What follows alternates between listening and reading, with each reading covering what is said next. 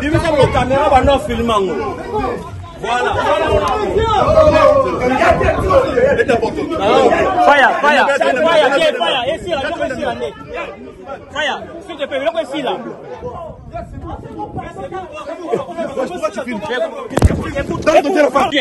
Viens, je dois continuer encore de filmer.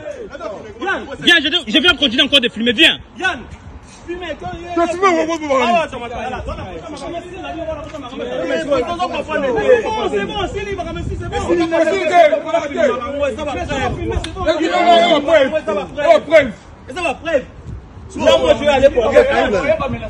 on va aller porter plainte.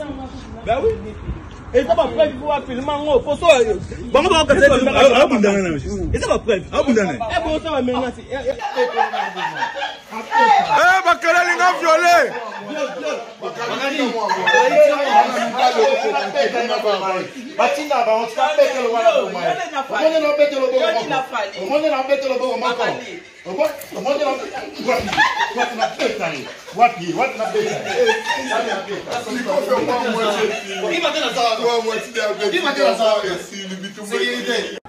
Dis-moi mon caméra va nous filmer.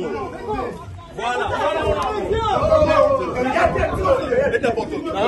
Faya, ici là, je ici là. Faya, s'il te plaît, le ici là.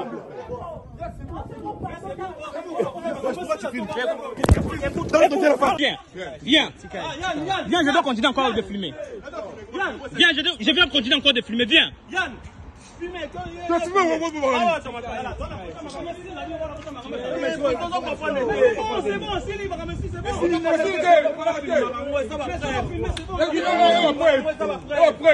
ça va preuve. Là, moi, je vais aller porter plainte. On va aller porter plainte. Ben oui. Et ça va preuve pour filmer en haut. Faut ça. Bon, on va casser. Et ça va preuve. Eh bon, ça va maintenant.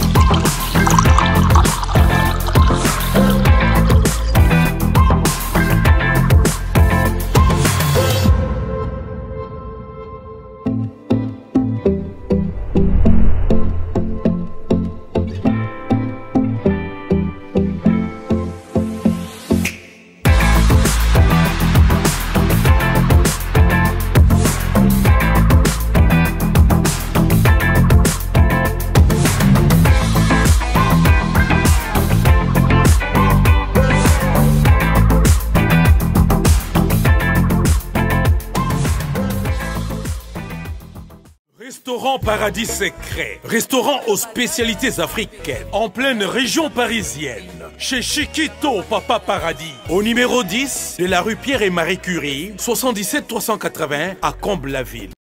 Ici, c'est la compétence. Non, on laisse aux médias. Toujours. Pour la dégustation de mets variés, saveurs africaines, un seul endroit. Venez déguster de grillades, du poisson, tabac, brochette, ngoula. Tout ça, modèle Yambo Canabiso, chez Chiquito, au restaurant Paradis Secret, le secret du paradis.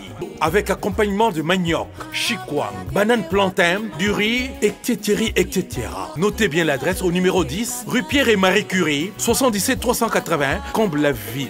Réservé pour tous vos événements, en toute intimité et convivialité. Venez chez Chiquito. Anniversaire, baptême, surprise party et autres occasions festives. Rendez-vous chez Chiquito, au secret du paradis ou Paradis Secret. Votre réservation au 09 50 01 85 90 ou au 06 52 81 93 93. Restaurant Paradis Secret. Chez Chiquito Papa Paradis. C'est vraiment paradisiaque. Mboti na bino nga kumnanga ja Esther na wutu Hollande na part de la Belgique. Lelo na ye na problème oko na souffrir ngo depuis à 12 ans. Un problème exact que na problème makila sans ma médicament ozo mona na ko vraiment ko vivre bien té. Donc ce que nous avons mis les médicaments oyo té ça la net na zo kufa. Problème oyo na ye pa papa Moïse lelo pour na zo bika moi na le cas de délivrance alongolanga makambo oyo na zo souffrir ngo. Longola maladie na kombo na Yesu longola longola ba maladie longola ba maladie longola ba maladie mabumu passe ba biloko nyonso te longwa kati dai allez ya mamoto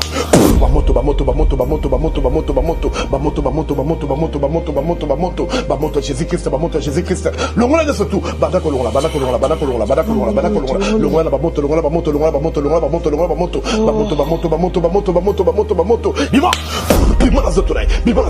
longola bima zotorai bozo zonga place bosalaka oya mai kota na mai oya zamba kota na zamba ale bino tubokende bino nyoso tubokende ale bino nyoso tubokende bokende na mona bino lisusu na nzoto na été bima mobimba Ozana témoignage. Après 8 semaines, maman Esther a eu lisusu ko témoigner. Bote peuple de Dieu, les naïe libosa yabino ko témoigner aux ambassades na bamoinanga.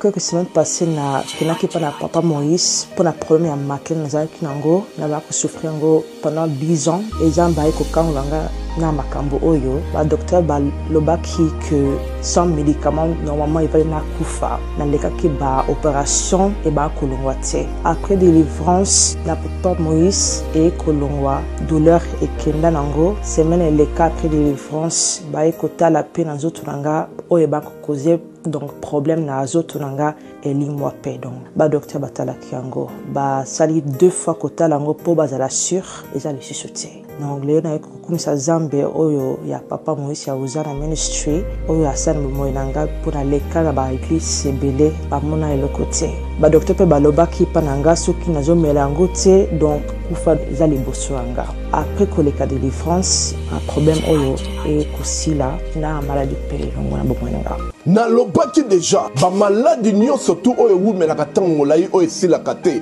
oyo memaka moto tina liwa ezali démoniaque ba maladie faut moto belaka pe moto bikaka mais tango moto azoko bikate tibemi moto na liwa esengeli na yo ko luka délivrance nde wana okomona esili et puis na lobaki ete ba oyo batambola partout oyo ba bikate awa ezali terminus boya epai na nzambe nde boko bika dans ozela bino na moto